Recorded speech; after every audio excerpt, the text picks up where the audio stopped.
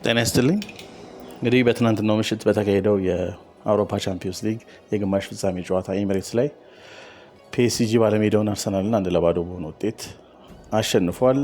ኡስማን ዴምቤሌ የብቸኛዋን ግብ ገና ጨዋታው በተጀመረ በአራተኛው ደቂቃ ላይ አስቆጥሯል ማለት ነው። ከዚህ ጨዋታ ጋር በተገናኘ አንድ ነጥብ ብቻ ለማንሳት ነው፣ አጭር ነጥብ ለማንሳት ነው። እንግዲህ በትናንቱ ጨዋታ ላይ ጨዋታው እንደተጀመረ ምናልባት የመጀመሪያዎቹን ወደ 15 እስከ 25 ደቂቃ ድረስ ፒኤስጂ ከኳስ ጋም ኳስ ሲነጠቁም ማስገራሚ ኢንቴንሲቲ በኃይለኛ ቴምፖ ፕሬስ ያደርጉ ተመልክተናል። ኃይለኛ ኤነርጂ ተመልክተንባቸዋል። አደ ሴም ታይም ኳስ ያገኙ ደግሞ የቴክኒካል ኳሊቲ በደንብ አይተናል ማለት ነው። ከዛ በኋላ ግን አርሰናል ወደ ጨዋታው በደንብ ተመልሷል። ከረፍት በፊት ምናልባት የመጨረሻውን 15 ወይ 20 ደቂቃ ወደ ጨዋታው በደንብ ተመልሶ በጥሩ ኢነርጂ ነበር ግማሹን የጨረሰው። ግብም የማስቆጠር እድል በማርቲኔሊ አማካኝነት አግኝቶ አምክኖ ነበር። ሁለተኛው አጋማሽም ሲጀምር በተመሳሳይ ኤነርጂ በተመሳሳይ ሞመንተም ነበር አርሰናል ጨዋታውን የጀመረው። ሰከንድ ሃፍ ላይ ኢነርጂው የፒኤስጂ ወረድ ብሎ የአርሰናል ደግሞ በጥሩ ኢነርጂ ነገር ግን በነበረው መሻል ያህል የግብ ዕድሎችን ግልጽ የግብ ዕድሎችን ያህል ብዙ ያልፈጠረበት ነው። ምናልባት የትሮሳ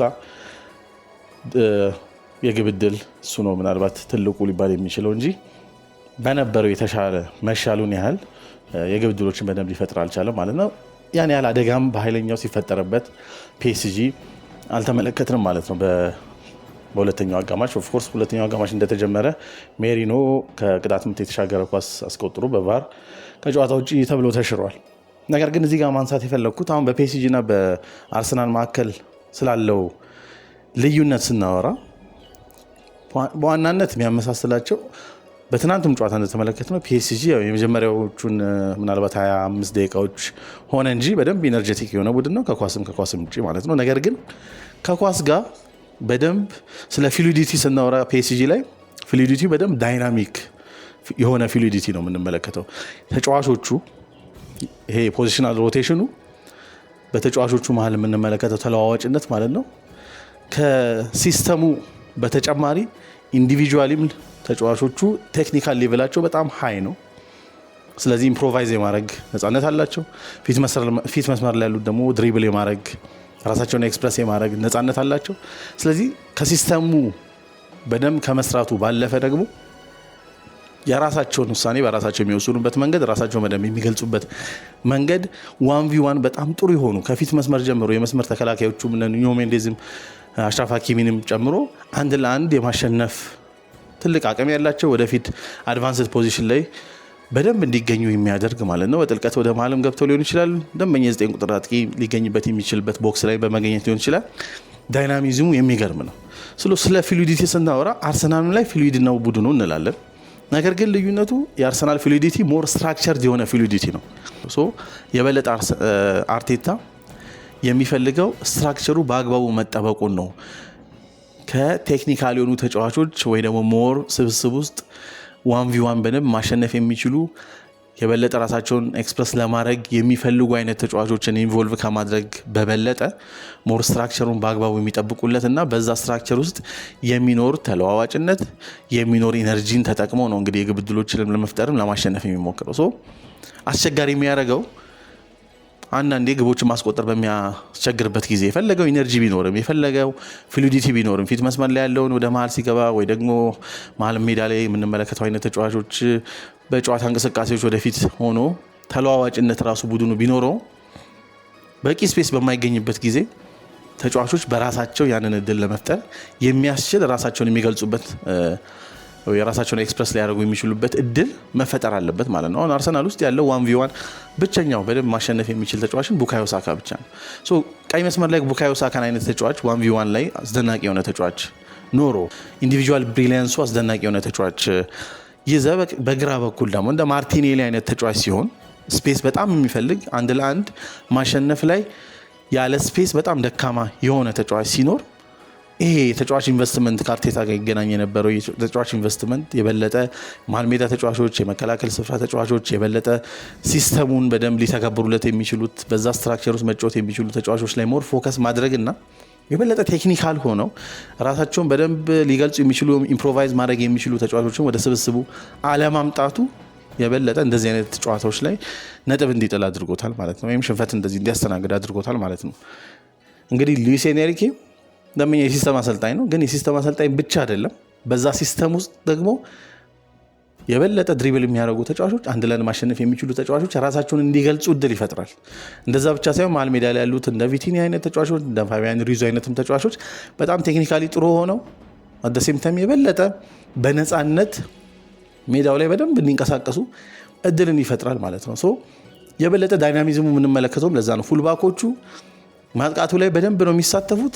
አንድ ለአንድ ማሸነፍ አቅምን በጣም አላቸው። የአርሰናል ፉልባኮችን ብንመለከት ወይ የአርሰናል የመሀል ሜዳ ተጫዋቾችን ብንመለከት ለስትራክቸር ዋይዝ በጣም ድንቅ ሊሆኑ ይችላሉ። ነገር ግን የግብ ዕድሎችን በአግባቡ መፍጠር በሚያስቸግርበት ጊዜ ግን ተጫዋቾች በራሳቸው የሆነ ነገር እንዲፈጥሩ የሚያስችል አይነት ፕላትፎርም አርቴታ የፈቀደላቸውም አይመስልም ማለት ነው።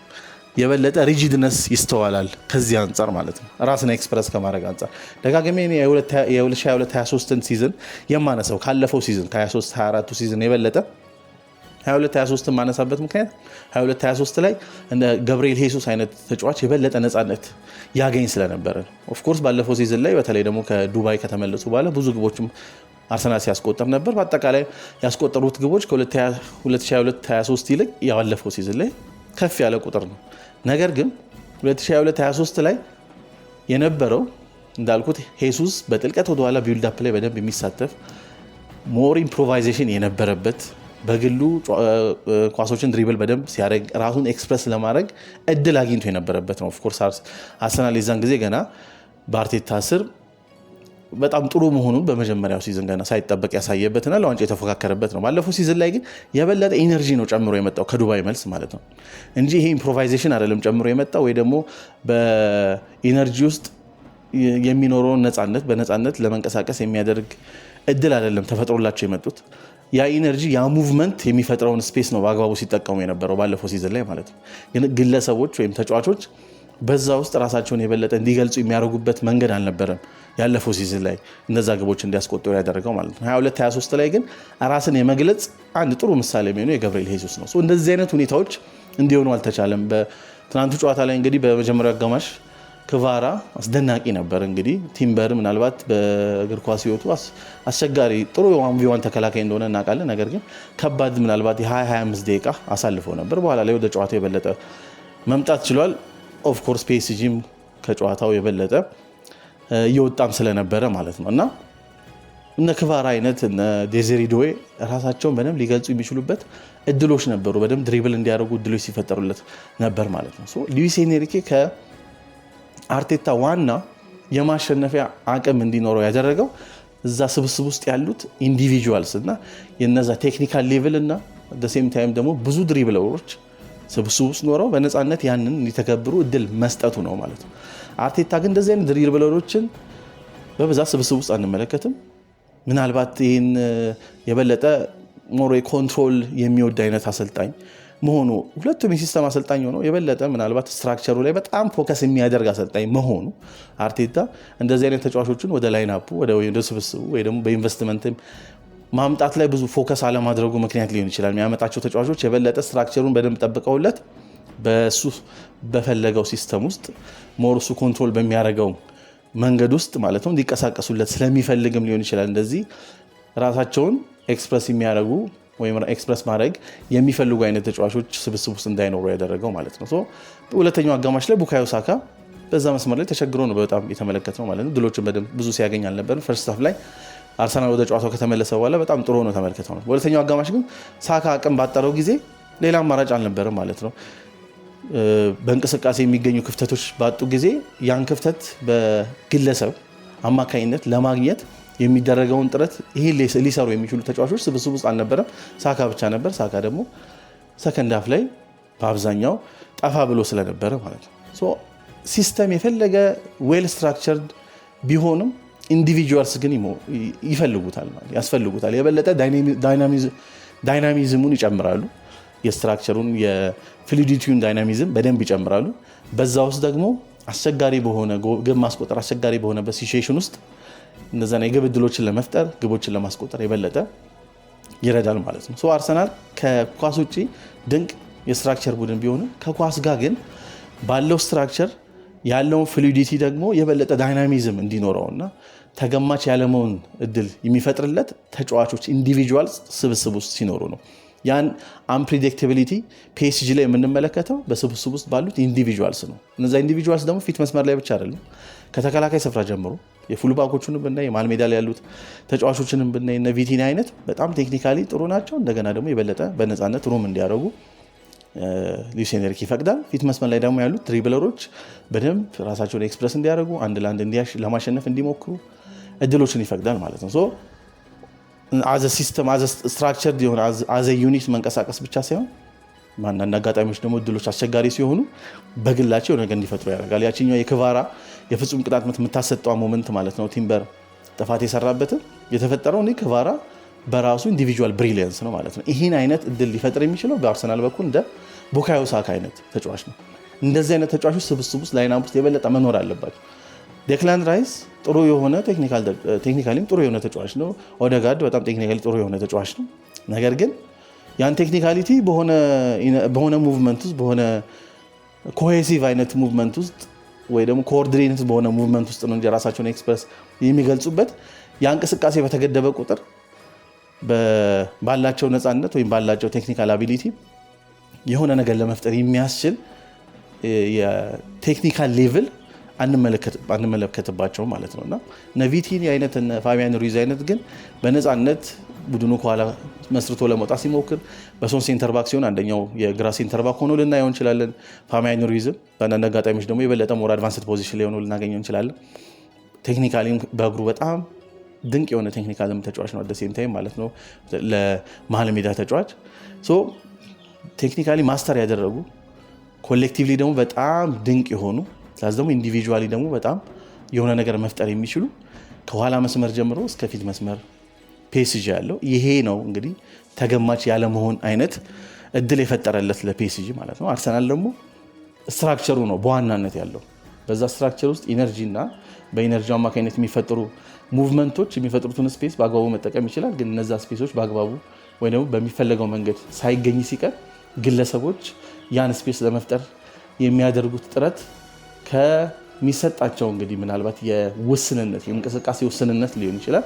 ፕላስ ደግሞ የተጫዋችም ጥራት ማለት ነው። ቀድሜ እንደጠቀስኩ እንደ ማርቲኔሊ አይነት ተጫዋች ቡካዮ ሳካ በዛኛው ሳይድ ኖሮ ማርቲኔሊ አይነት ተጫዋች ሳይሆን ሌላ ጥራት ያለው አትሊስት በቡካዮ ሳካ ሌቭል ያለ ተጫዋች ነበር ሊኖር የሚገባው። ይሄ የበለጠ እድሉን የማጥቃት ዳይናሚዝሙን የበለጠ ሊጨምርለት ይችል ነበር እና አርቴታ አስደናቂ አሰልጣኝ አስደናቂ ቡድን መስራት ቢችልም ነገር ግን ይሄንን የበለጠ ደግሞ ከፍ አድርጎ በእነዚህ አይነት በደንብ በቡድኑ ሌቭል በተለይ ደግሞ ማጥቃታቸው ድንቅ የሆነ በተመሳሳይ ደግሞ ከኳስ ውጭም በደንብ ኢነርጀቲክ ሆኖ በደንብ ከኳስ ጀርባ ሆኖ በደንብ መከላከል የሚችሉ አይነት ተጫዋቾች ቡድን በሚገጥም ጊዜ ደግሞ ተጨማሪ አማራጮችን ተጨማሪ የማጥቃት እድሎችን የሚፈጥሩለት ተጫዋችም አደሴም ታይም ሲስተም ማለት ነፃነትን ያማከለ አይነት ሲስተም ራስን ተጫዋቾች ኤክስፕረስ የሚያደርጉበትን እድል የሚፈጥር አይነት አቀራረብ አለመኖሩ ቡድኑን የትናንቱ ጨዋታ ላይ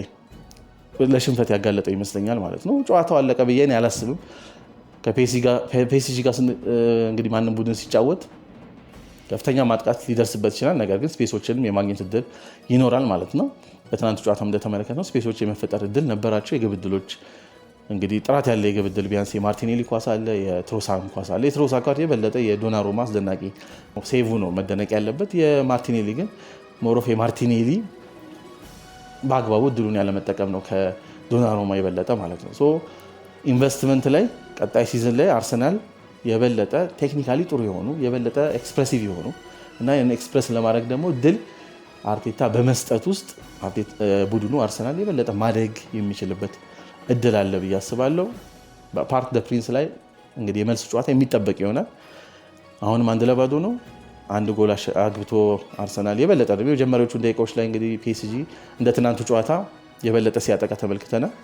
ያን ኢነርጀቲክ የሆነ ማጥቃትን እንመለከተው እንችላለን ፓርክ ደ ፕሪንስ ላይ። የበለጠ ደግሞ በደጋፊ ሲታጀብ ደግሞ ምናልባት 25 ደቂቃ ሊሆን ይችላል ኤምሬትስ ላይ ያን ኢነርጂ ያየ ነው። ከዛም ከፍ ያለ ልንመለከት እንችላለን። አርሰናል በተቻለው አቅም በጨዋታው ላይ ቆይቶ አጋጣሚዎቹን ግን በአግባቡ መጠቀም ይኖርበታል ማለት ነው። አሁንም ጨዋታው አለቀ ብዬ አላስብም። ጥሩ ጨዋታ ነው። የበለጠ ፈርስት ሃፉ ደግሞ በጣም ድንቅ ፈርስት ሃፍ ነበር የተመለከትነው ማለት ነው። እስኪ ስለ ጨዋታው ምን ሀሳብ አላችሁ? ሀሳብ መስጫው ላይ አስተያየታችሁን ስጡኝ። አመሰግናለሁ።